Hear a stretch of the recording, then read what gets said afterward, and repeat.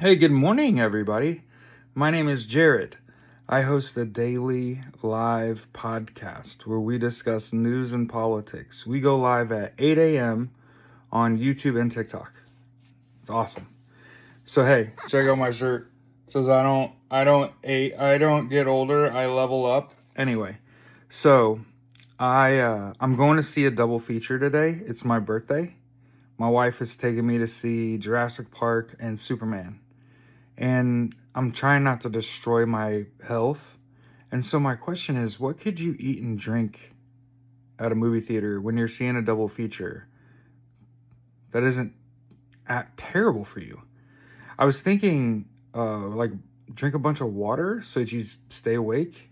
That's the whole goal, is to stay awake. I don't necessarily care about, like, what I put in my body, you know what I mean? I want to have the energy to stay awake through 2 full movies. Who does that, right? Me. Ask me. I've been doing double features for my whole life. 2 for 1, baby. Get good value, right? So yeah, I got a few things I want to talk about today. Okay. So I woke up this morning and I read a story that came out like late last night / this morning, and it says Donald Trump hosted parties with young girls where the only other person there was Jeffrey Epstein. Like, the only other person on the list is Jeffrey Epstein and a bunch of that's crazy, young girls and Donald Trump. Okay. And that story is an escalation upon the prior stories that had come out, in my eyes, about Donald Trump and Jeffrey Epstein's relationship, right? I really feel like one of the things that's sticking here with me is how Donald Trump treats Jeffrey Epstein in his death. Remember, Jeffrey Epstein, according to, what they expect us to believe, he unalived himself. And that was Donald Trump's best friend. He should be beside himself. I would be beside myself. Please don't go. There aren't better days without you. And then I was watching a video this morning of Jasmine Crockett. And she was speaking and she said, I can't figure out why I live rent-free in Donald Trump's brain. And the same could be said for AOC, right? And it's easy. Donald Trump is a fetishist.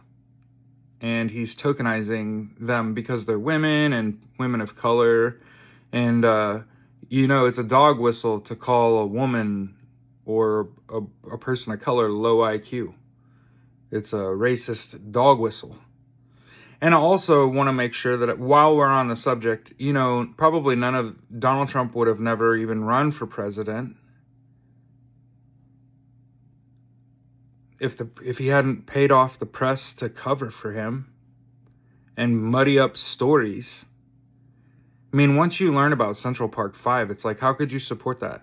He spent $250,000 in the 80s to falsely accuse 5 black boys of murder, and they all did time in prison for a crime they didn't commit.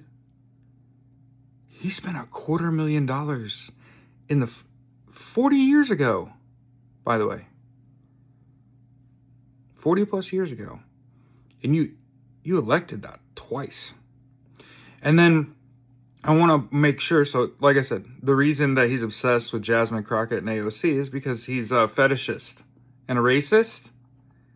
And he's tokenizing them, even negatively.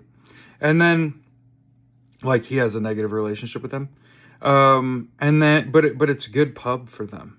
It's great publicity for them. It helps grow their platforms. Go girls, go, right? And then the thing that really grinds my gears. So this is like the second thing, and I'll let you go. Thing that drives me fucking crazy about this whole fucking situation. Okay. I've only been on TikTok 8 months. I go back to the beginning, and then one of the first videos that kind of drew me to TikTok, and it was like, what the fuck? There's this video, and I'll set it up for you. It's a white dude with long hair, long black hair, no facial hair, sunglasses on, standing seaside. And he's got a list of paper in his hand. And he says, I wanted to make sure that I listed the names and the amounts of money that Donald Trump settled with his victims for. and he reads off a bunch of girls' names. Katie Johnson, and you get it. You know them. Okay? And then he stops and he takes a breath and he kind of looks around and he's like, and here's the list of the boys' names. Okay? Here's a list of the boys' names. And I shared it on Facebook. And do you know what happened? A bunch of men came out of the closet to defend Donald Trump and say that I was, running his name through the mud and that they didn't want to be friends with me anymore. And I just wanted to now ask, as all of this comes out, do you have some unresolved issues from your past? Because the longer we get into this, the more I believe what I saw. Donald Trump not only assaulted young girls. I'll say it like that. Essayed young boys, under 18. Mm-hmm. And settled with their families and paid out of court. Mm-hmm. And like I said, one of the behavior patterns I've observed as I've shared this message have been a bunch of men coming to defend Donald Trump. And it's just like, really? Now? You still going to defend him now? Exactly. You have some unresolved issues from your childhood. I have clarity. And that I'm not saying that it happened. I'm just saying that there's a list not only of young women.